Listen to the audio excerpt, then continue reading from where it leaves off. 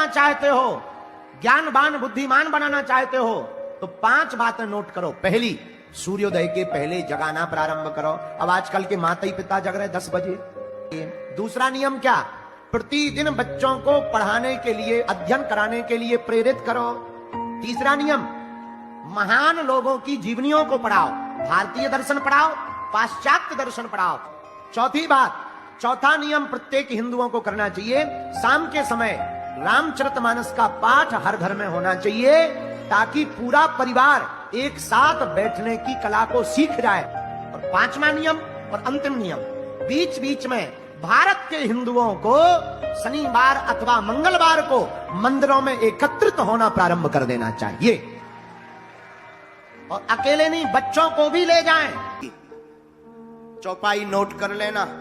चौपाई सबके मुख पर रखी है, लेकिन इसका प्रयोग नहीं जानते हैं, इसकी ताकत नहीं जानते हैं। चौपाई तो ये आप सब गाते हैं, पर इनकी ताकत नहीं जानते हो। इस ताकत में बहुत, इस चौपाई में बहुत ताकत है। चौपाई है, कवन सुकाज कठिन जग माही, जो नहीं हो तात तुम पाही। ऐसा कहने से हनुमान जी के रोंगटे खड़े हो जाते हैं कि हे हनुमान जी, ऐसा कौन सा काम है जो आप सफल ना कर पाओ। और फिर अपना कार्य हनुमान जी के चरणों में रख देना।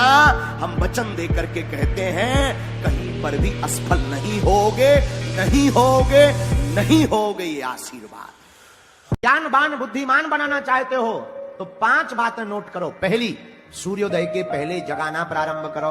अब आजकल के माता पिता जग रहे 10 बजे। दूसरा नियम क्या? प्रतिदिन बच्चों को पढ़ाने के लिए, अध्ययन कराने के लिए प्रेरित करो। तीसरा नियम, महान लोगों की जीवनियों को पढ़ाओ। भारतीय दर्शन पढ़ाओ, पाश्चात्य दर्शन पढ़ाओ। चौथी बात, चौथा नियम प्रत्येक हिंदुओं को करना चाहिए, शाम के समय रामचरितमानस का पाठ हर घर में होना चाहिए, ताकि पूरा परिवार एक साथ बैठने की कला को सीख जाए। और 5वां नियम और अंतिम नियम, बीच बीच में भारत के हिंदुओं को शनिवार अथवा मंगलवार को मंदिरों में एकत्रित होना प्रारंभ कर देना चाहिए। और अकेले नहीं, बच्चों को भी ले जाएं। और कान खोलकर सुन लो, आज जगत गुरु शंकराचार्य गांव गांव में जाकर के चारों मठों की स्थापना कर सकते हैं, तो हम हिंदुओं को आपस में किस बात पे बंटना, किस बात पे छुआछूत करना। अगर तुम इतने ही घृणा करते हो अपने से दूसरे बिरादरी नाम, उसको तुमने कह दिया पिछड़ा, उसको तुमने कह दिया दलित, उसको तुमने कह दिया सफाई कर्मी को मेहतर, बुरा मत मानना। अगर वो मल साफ करता है उससे तुम घृणा करते हो, तो बचपन में तुम्हारी माँ ने भी मल साफ किया, तुम अपनी माँ से घृणा क्यों नहीं करते? उससे भी घृणा करो। अगर तुम्हें उससे घृणा है तो उससे भी घृणा